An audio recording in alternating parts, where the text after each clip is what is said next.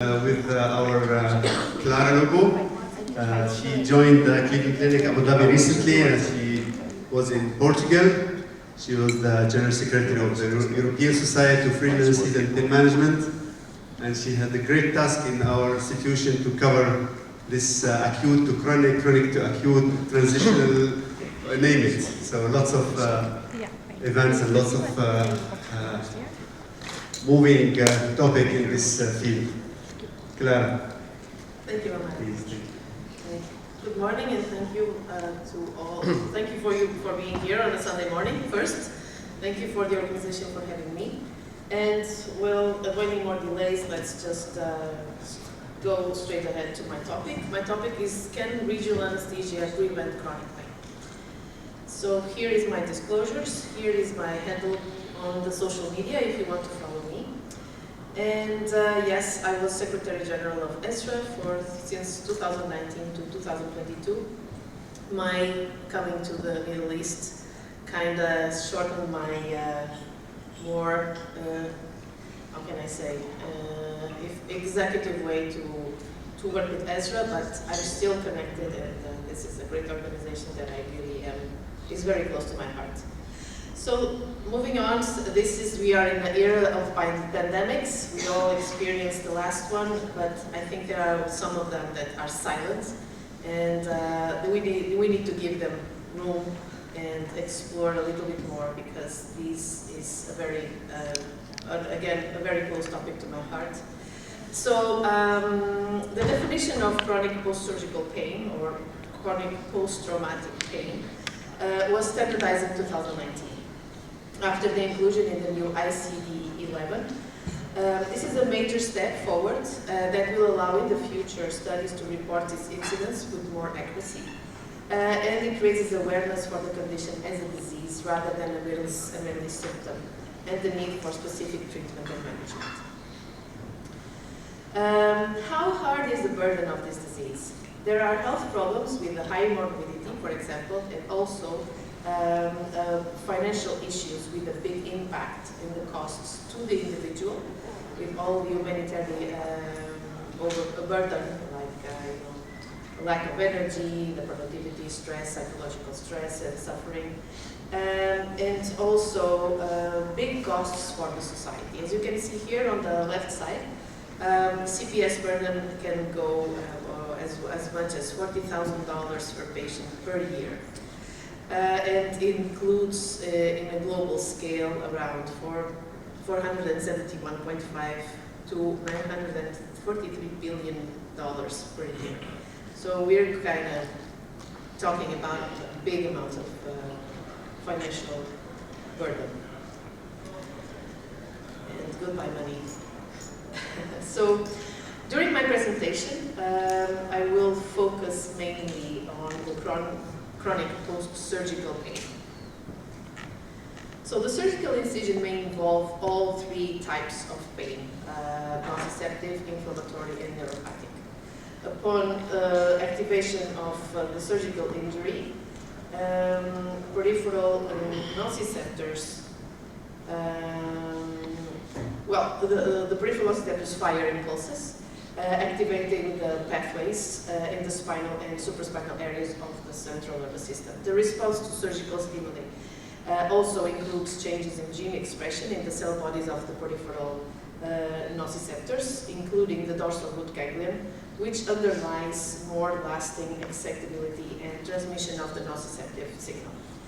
With continued transmission of these nociceptive inputs, the central sensitization at the level of the spinal cord may also occur, and the degree of activation produced by a surgical insult, but also the response from the surrounding immune and stromal and glial cells, both in the peripheral and in the central cord and the spinal cord, influences the extent and the duration of pain, as well as its transition to a more chronic state.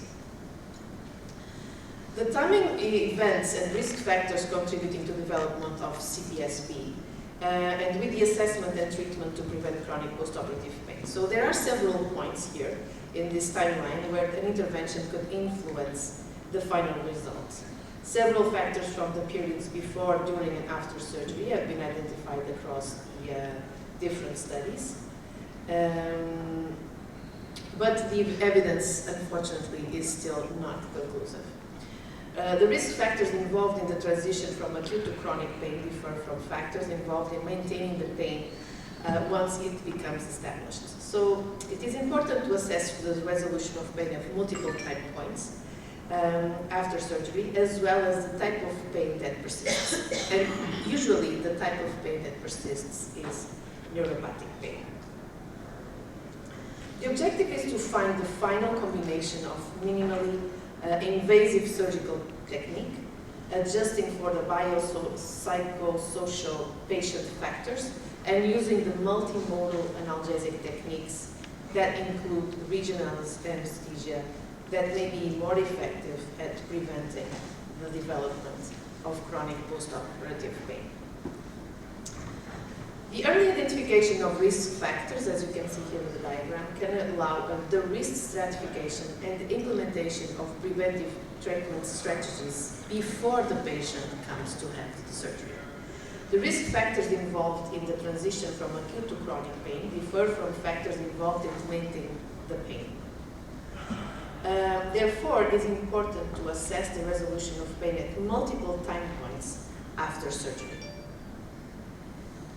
As I told you, the multimodal analgesia is a term that refers to the use of several different analgesic medications or techniques simultaneously to target multiple receptors within the nociceptive and neuropathic pathways, reducing the acute post-op pain and the surgical stress response, as well as potentially impacting the mechanistic chain of events that can lead to a chronic post-operative pain.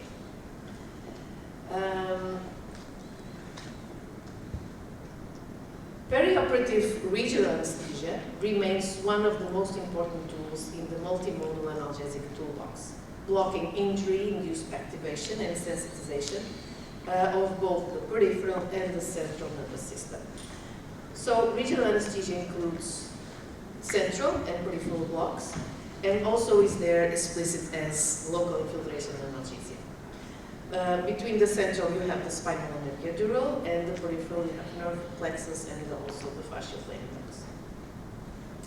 In this table I try to show you, you can appreciate the targets and the risk factors for CPSP that may be amenable to an intervention. So regional anesthesia targets several areas of the pain pathway activated by the surgical incision. So multimodal analgesic therapy, ranging from pharmacologic targets to behavior modulation, may augment the primary role of regional anesthesia in the blockade of many mechanistic levels to prevent the CPSP development. In spite of all this knowledge, CPSP continues to be frequent, sometimes severe, and often neglected. What is the evidence out there? Can regional anesthesia prevent chronic pain? The reaction to surgery is individual. The way patients recover have different paths, and one of them is the pain trajectory.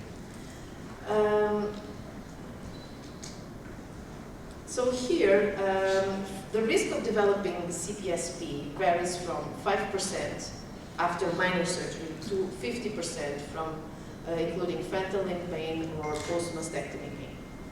As highlighted here in the chart, there are procedures that are associated with a high incidence of CPSP, and the proportion of neuropathic pain is usually high. As you can see there on the right column, the minimum is 45%. And you can see that amputation and inguinal amniotomy can have a proportion of neuropathic pain as high as 80%.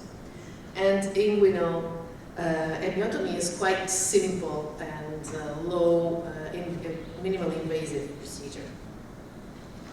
However, the time point of CPSP assessment, ranging from months to several years after surgery, may impact the incidence estimates with longer follow-up times, corresponding to lower incidence rates. So we're looking at these rates, but if we delay the evaluation of the patients, maybe this percentage can be lower. So recent studies assessing the incidence of CPSP when comparing regional anesthesia and local anesthesia with conventional therapy and their effects on prevention of chronic post-op pain by surgical type. Here is what we are seeing in this table. For breast cancer, the quality of evidence is low, and the women that can benefit, for 7 women under regional anesthesia, 1 benefits a good outcome. The paravertebral block for this surgery presents the best evidence. As for the thoracic, the evidence favors epidural and paravertebral. The quality of evidence is moderate, and again, for 7 patients in regional anesthesia, for 1 to benefit. The transversus abdominis plane blocks are an established regional anesthesia technique which may reduce the pain after cesarean section by blocking nerves of the abdominal wall. And this comes a theory that if you have a low incidence of high acute pain, this can translate to a lower incidence in CPSP. The incidence of CPSP, as I told you, up to 7 to 80% in that chart that I showed you, is likely too high, with more conservative estimates around 20 to 30%. If in this case, then most patients entering a study of CPSP will not actually develop it, thus potentially shrinking the pool of relevant studies, studied patients substantially, and leaving studies underpowered. The patient population studied in many of these randomized control trials is also very heterogeneous. Is not stratified based on patients' biopsychological profile, and in patients with a higher probability of developing this syndrome. And meta-analysis can be a good, or are the best approach to address this problem, because it gathers a lot of patients. Most of the meta-analysis, in fact, suggest there is a benefit using regional anesthesia. Multiple studies assessed the immediate post-operative pain protocol, which is an important, as acute post-operative pain is a predictor of development of CPSP, while others did not. So it's also difficult to compare different things and have a common conclusion. In addition, some of the studies did not report if the block was efficacious, it would have any efficacy or not. And lastly, the surgical technique and the instrumentation also have improved. So we are comparing surgeries that were performed, for example, 5–10 years ago that are completely different from the surgeries applied to nowadays. And we are trying to use this data to apply for the surgeries that are being performed now. So this can also be room for confusion and for difficult conclusions to be made. So again, I bring you back to this slide about multimodal analgesia. And regional anesthesia should be an integral part of multimodal strategy. And how is this so? Here you can see the WHO pain ladder that is usually used for cancer pain patients, but we are using it and adapting it for the acute pain as well. As you can see, there are 4 steps, and the last step usually would include the nerve and epidural, so the regional anesthesia techniques. So my question is, why do we have to wait for the 4th step if we know that it works so well? And if we know if it is the best way to control the acute post-op pain? So, and all of this to reduce opioid consumption. So why don't we change a little bit? Why don't we use regional anesthesia earlier in the ladder scale, and use his good contribution and effectiveness, and then we can actually reduce opioid consumption in a more effective way. So what's your superpower? Yes, we are regional anesthetists. Why multimodal and regional anesthesia should be together? Because you can see there's no or minimal respiratory compromise. All of these advantages for the intra and peri-op, and there's an associated less risk of chronic post-surgical pain, and there's also a positive psychological effect on the patient. So the patients that have a very, let's say, suboptimal biosocial profile can actually be improved, and would give them more confidence and less stress. They can actually cope better and have a better outcome. So when we look again at this timeline, I think there is room for a transitional pain service here between the post-op pain and the chronic pain development that usually starts after 3 months of the procedure. And here, the mission of the transitional pain service is what? Is the treatment of patients who are at risk of transitioning from acute to CPSP. The 3 main goals of the TPS are to provide a novel and seamless approach to pre- and post-op pain for patients who are at increased risk of developing this disability.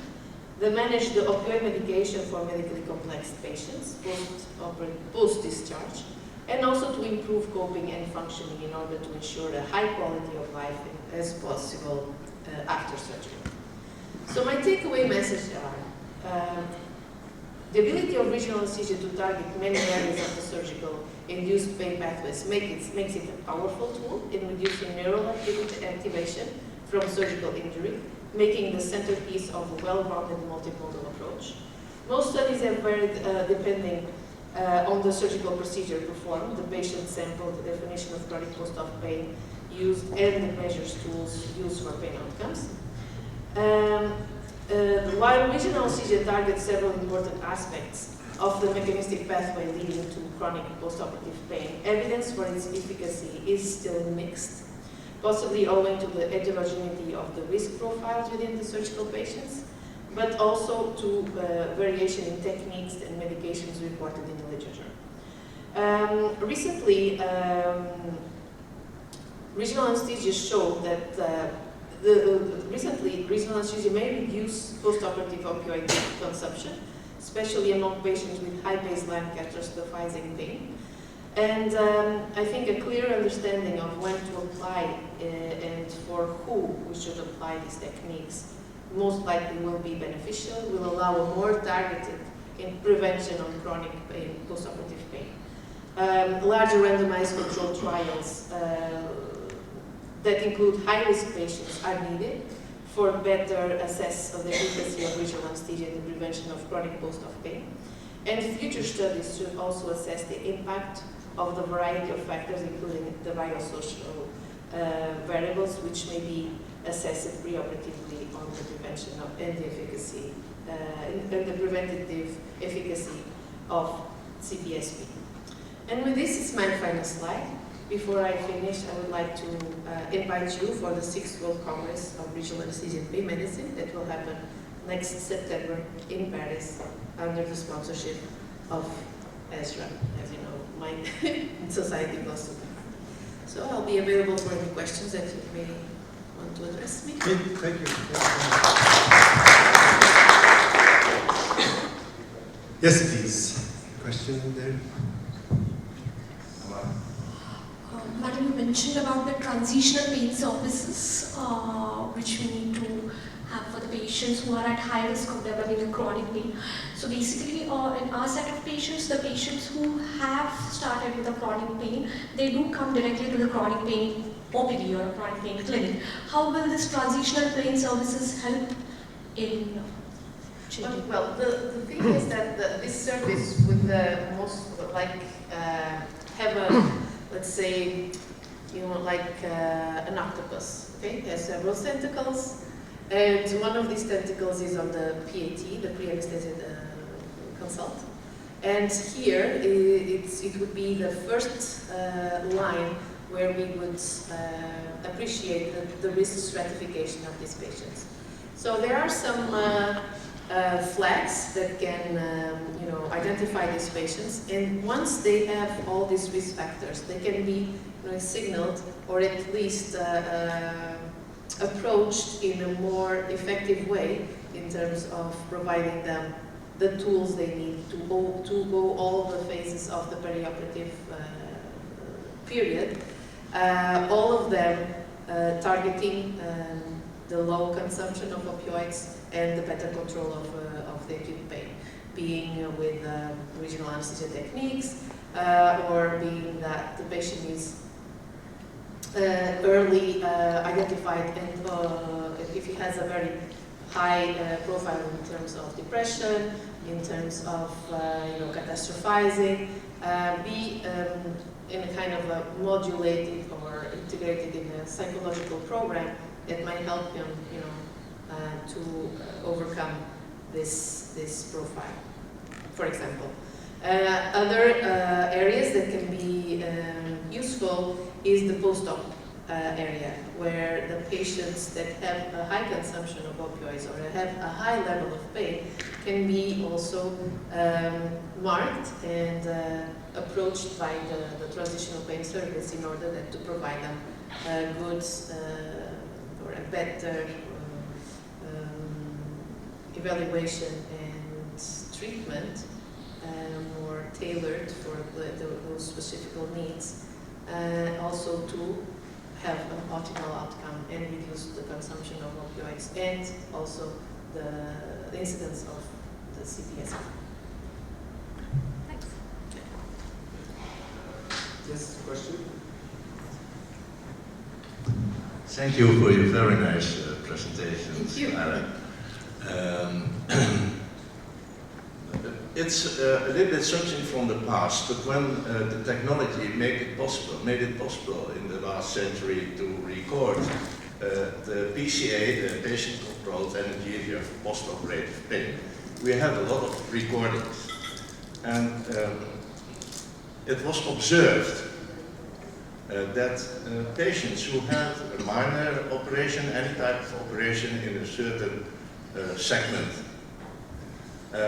of course they cut the skin, and it was recorded for patient-controlled anesthesia afterwards, and after the healing everything was quite normal. So what happened that after 1 year, any type of other operation in the same area seems to be more painful, because the recordings, the patient was demanding more analgesia. Do you have some explanation for this? Well, the explanation that there is that there is a peripheral and central sensitization. A peripheral, it means that the receptors are more sensitive to the stimuli, and the central sensitization, it means that whenever they receive the signal, it's more amplified. So they're more sensitive as well. So all of this, it's also the same theory, for example, the patients of the little newborns that are circumcised with and without anesthesia. The newborns without anesthesia, feel more pain on their growing life, on their later stage. And this is proved in several publications.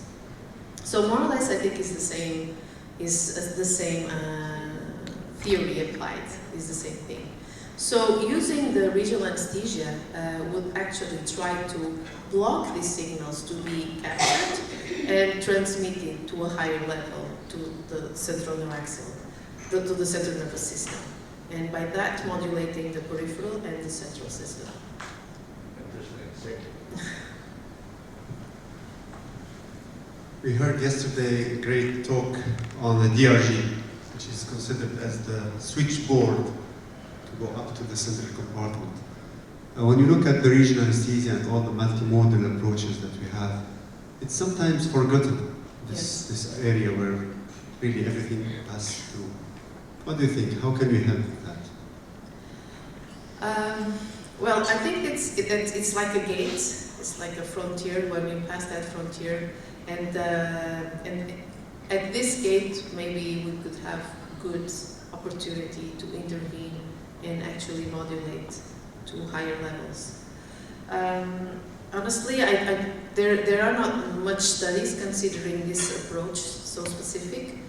Maybe it's time that we develop new studies looking specifically to how modulating this area could actually change or not the outcomes. Honestly, what can I say is that we could still try to reduce the amount of information or the change on this area, using the peripheral techniques, or a combination, reducing the input and also interfering with the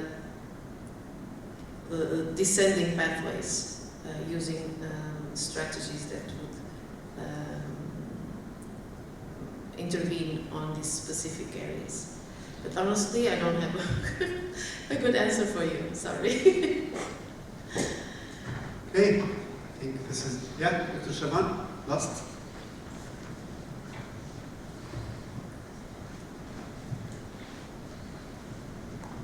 Hi, Dr. Lobo. Over here, the practice has been a little bit different from what I've been doing. The surgeons are quite proactively starting movement for patient. Where do you see the role for preemptive blocks, and what's the role? How do you prolong the block more than a day or two? I think that's what they are looking at. What would be your suggestion? How do you practice that? Thanks.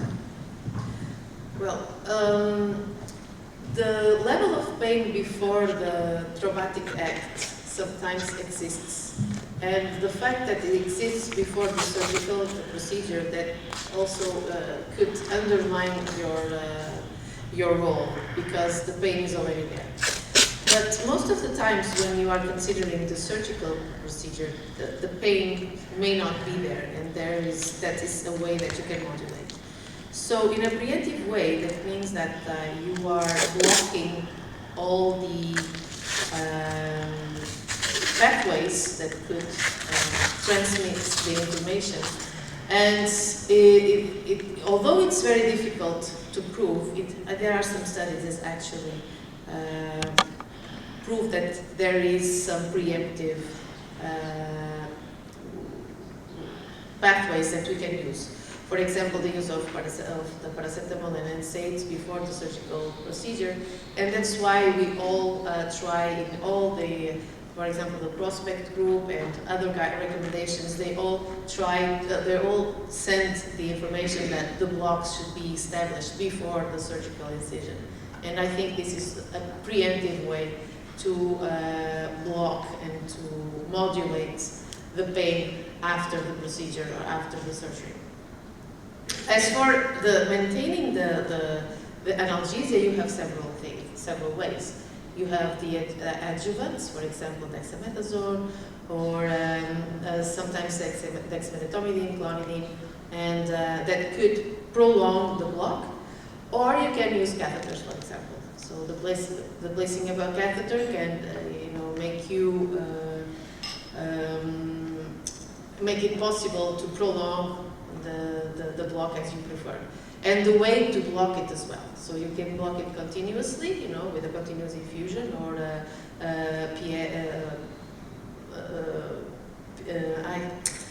persistent intermittent bolus, or a continuous, or only with bolus on demand. So you can use it, for physiotherapy, for dressings, for example, patients that are very comfortable, but the moment they are doing dressings is quite stressful, it's very painful. So you can have the catheter there, you can administer the local anesthetic before the dressings, and then the patient can actually go, be comfortably doing the dressings, or the physiotherapy, you can just block a little bit or give some diluted local anesthetics. So the pain is blocked, but the motor fibers are still active, so the patient can actively cooperate with the physiotherapy, for example, several ways.